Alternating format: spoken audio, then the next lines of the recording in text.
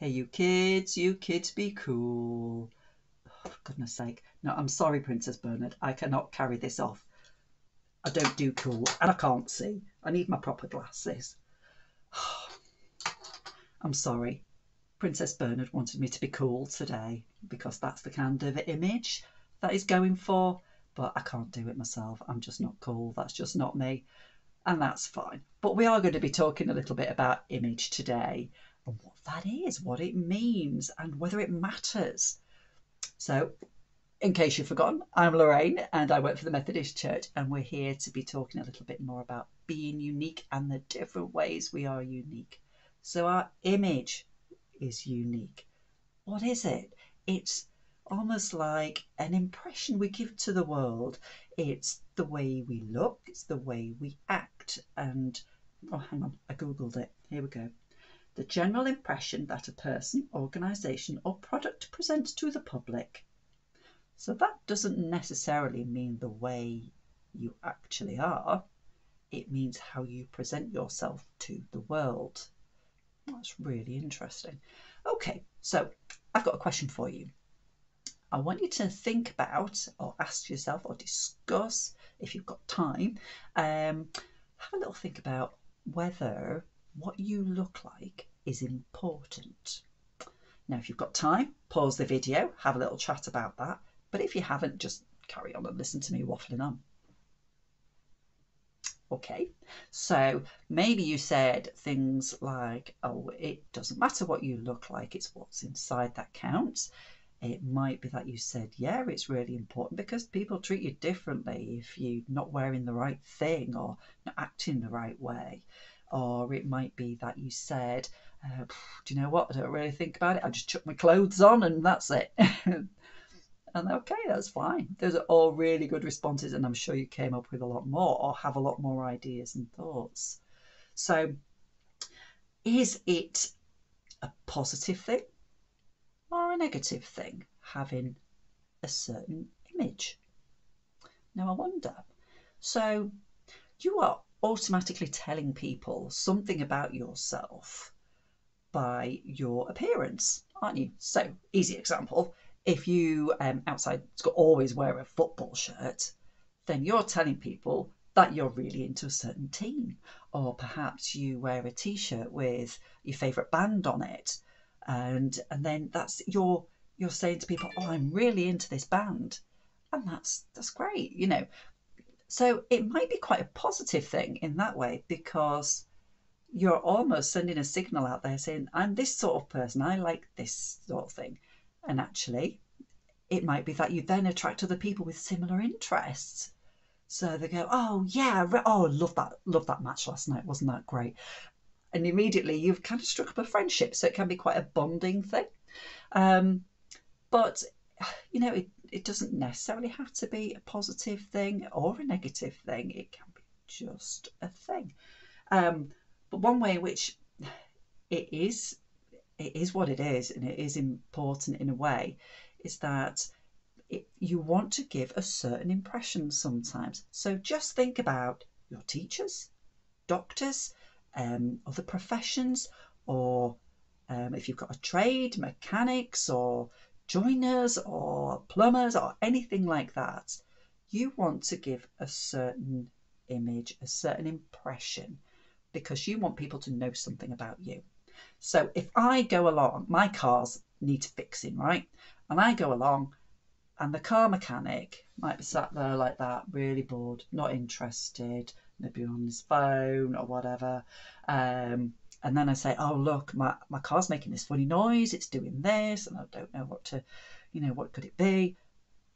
And he just goes, yeah. And I'm going to think, right, okay. Whereas if the car mechanic says, right, I wonder, well, it could be this, it could be that, and seems interested and knowledgeable, then I'm going to have confidence that he's going to fix my car well. And it's the same with the doctor.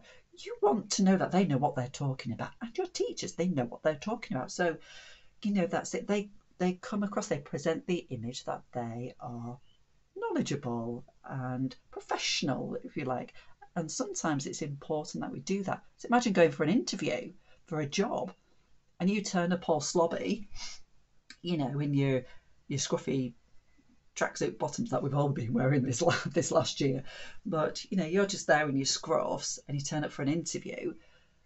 That says to the interviewer, this person doesn't seem to care very much about, you know, their appearance or making an effort for us. Are they going to do that with their work? Are they going to be bothered about their work? Are they going to put in the effort? Are they going to work hard? Maybe not. So you won't even get past the interview stage. So in a way it does matter, because it gives people an impression of what you are like in some ways, doesn't it? Really interesting, isn't it? But there are also negative sides to this as well. I mean, you've only got to look on like social media, haven't you? And people will present an image of what their life is like. And some people seem, you've only got to, you know, look over your mum's shoulder on Facebook or whatever it is and just look at these people and having this perfect life, having a lovely time, going here for, well, some holidays, and not allowed to go on many holidays now, really, can we? But, you know, they seem to have this perfect life and they never seem to have problems and they look fabulous and all of this kind of thing. Now, let me tell you, nobody has a perfect life. Nobody has got it all together. In my vast experience of life in general, I can tell you that with my hand on heart. I have never found anybody who's perfect. Nobody has got it all right all of the time. And it puts enormous pressure on people to have that perfect life. That doesn't even exist. Nobody's life is like that. Do you know what I found? Everybody's got their troubles, their worries, stuff going on. Everybody's got that. Nobody has the perfect home. I mean, I've only got to look around my house to go, ooh, that tidying up needs doing and this needs to... And, you know, nobody has that perfect life. But if we present, and other people present a perfect life all the time, you immediately start thinking, oh, gosh, maybe I should be like that. Should I be like that? Should I be wearing this or doing that hairstyle or wearing these particular clothes or listening to that music? Nobody's got it all together. So do not put pressure on yourself to have that perfect life. In fact, every now and again on Facebook, I like to put on there things that go wrong, because people only ever put the good stuff on there, don't they? You know, you're not going to put on there like, oh, for goodness sake, it was a horrible morning this morning. I was kind of going, I've got the ironing to do at 9:02, and you know, it's all a bit, and I've not made the packing up yet. No, people tend not to put that on there. You know, they'll put on there like, oh, I sent little Freddie off to school today, and oh, isn't it lovely? Yeah, don't worry, real life, it's not that perfect. But I think it's, you know, it's better in the way that it is a little bit messy, and you can have a bit of a laugh about it and share it together. It's kind of just keeping it real and being authentic. I think that's the key word, being authentic, being a genuine person. Okay, so what we are going to do now is have a little game where we can have a bit of an image. And, oh, excuse me, Princess Bernard, I just need you out of the way a little bit. We're going to have this activity, and you need a strip of paper like this. Okay, now I don't know if you've played this game before, it's really funny. I want you to imagine in your head a person, or it might be a pop star, or it might be a job or profession. Maybe you're going to do Boris Johnson, something like that. I'll keep Boris Johnson in mind.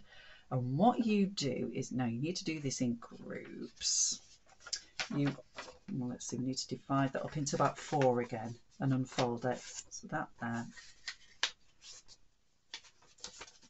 So the strip of paper is in about 4 sections. Now, in the first section, I just need a pen. Let's have a look. Here we go. In this first section, you draw down to the shoulders of this person that you have in mind. Maybe it's an image that they want to, that you really admire. So it might be a footballer that you like, or maybe somebody that you like on TV, or whatever it is. Could be, or it could be a teacher, it could be anybody. They'll make it nice if it's a teacher. Okay, so let's see. I'm going to do a really bad picture of Boris Johnson. Don't tell anybody else what it is. I mean, I'm just telling you so you know what you're doing. Okay. Right, okay. Yeah, we need the mad hair. Oh, do you know what? I thought I was going to be rubbish at drawing, but actually, I think that's quite uncanny, isn't it? There you go. So that's my Boris Johnson, and he's spouting something off. So, yeah, that'll be about right, won't it? Now what you do is you fold it backwards. Now, it's a good idea just to carry on the neck onto the next page. Can you see like that? Fold it over. Now what we do is we pass that on to the next person, if you're allowed to do that. I hope you are. So you pass that on to the next person and you draw the next bit. So it's a, let's have a think. Oh yeah, so we need his suit, don't we? So I'm going to draw the top of Boris Johnson's suit, and it would go down to about the waist. There we go. And a tie. There we go. And this suit. Oh, that is so rubbish. Right. So now I've drawn his tie. Of course, this will be on a separate bit of paper. And again, draw, just kind of put little marks in, so the person who gets it next knows exactly where you're going to be. And then you fold it backwards again, like that. And then pass it on to the next person. Then what you do is you draw down to the knees. Oh, there we go. And again, go past that little line just so that the person knows where to draw next. There we go. The trousers. Maybe I should do a pinstripe suit, do we think? There we go. Oh, actually, they're looking a bit more like pyjamas now. I'm not sure about that. Okay. And again, fold it backwards, pass it on. And then what you do is draw it right down to the shoes. There we go. Really quick drawing. There we go. Oh, stripey again. There we go. And pass it on. And what we do now is then open it up. Oh my goodness. That looks interesting, doesn't it? But of course, what you would have is lots of different combinations. So you might have Boris Johnson head with a ballerina tutu on and welly boots, that's a gardener or something. And so it ends up looking completely mad, but it's a bit of a giggle anyway. It might just get you thinking about what image is. Okay, have fun. See you later.